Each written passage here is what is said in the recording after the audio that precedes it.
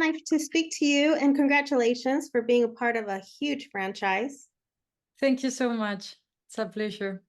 Of course. So, how familiar were you prior to your participation? So I haven't watched The Omen before I was going through the audition process, but I knew about it.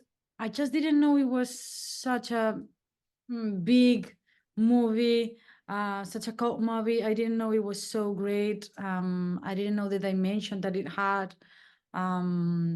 So yeah, it was a little bit of a thing discovering while I was doing the audition process, because suddenly I was a little bit like, okay, this is the world I'm stepping into, and it shocked me a bit. Now, you get one of the scenes where we get to see Luz take the vows. What was that like? Because that's a pretty historic and meaningful scene in the culture of Catholicism. I'm Catholic myself, so I was at awe, like watching and fascinated. Well, it was very interesting, I must say, because I got the chance to like really understand and, submerge myself into what it actually means to marry God and to give your life to the faith. So shooting it was really fascinating, because I also tried to imagine what it is to leave it all behind, to become this person with him, which is what basically you're doing, right? You're giving your life to God. So it was really interesting to work between like the will to be married to him, but also um the feeling she has of like, okay, now I'm becoming another Luth, now I'm becoming another person, right? And that I for me, that dichotomy, it was very interesting.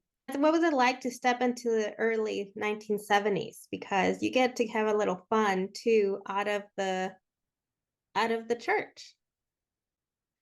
I mean, it was such a special moment in time, right? Culturally, socially. So yeah, it is. As an actress, it's always really nice to go and visit those places and those spaces. And I feel like for this movie, it was really important to have that contrast between color and black and religion and like freedom.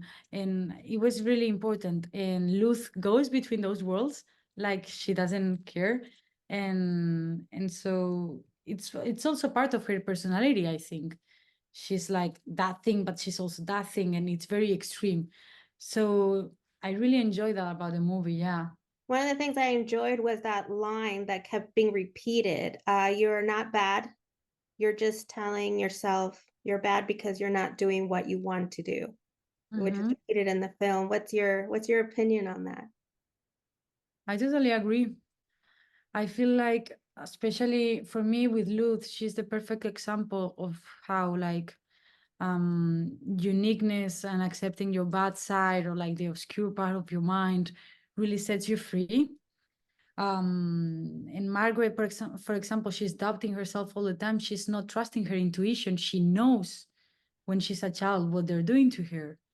She knows it, but she can't believe it, so she thinks she's crazy, and everybody tells her she's crazy, right? So it's a very deep, for me, like what we touch in this movie, also about mental health and about like deep psychological um um questions, right? Like it's very, very, very profound, and very, we really need to think about what Margaret goes through, because she's denying what she's actually lived and what she deeply knows it's true.